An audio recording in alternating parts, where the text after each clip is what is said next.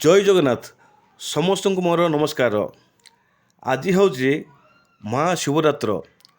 कोरापुट प्रत्येक मंदिर रे भक्तों भिड़ लगी समस्त पार्टी ओम नमः शिवाय ओम नमः शिवाय ओम नमः शिवाय हर हर महादेव हर हर महादेव हर हर महादेव कहे मंदिर कंपुला।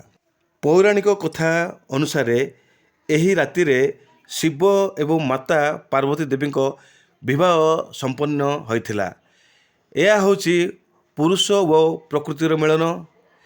एक विश्वास अनुजाई देवसार संग्राम समय रे जेतेबेले समुद्र मंथनर हलाळरू विष बाहरी थिला, समग्र सृष्टि को रक्षा करिया पई महादेव से विष को निज कंठरे धारण करथिले।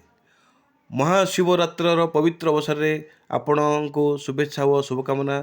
शिवों को आशीर्वाद आपण जीवन को सुख शांति व समृद्धि भरी दिंतु।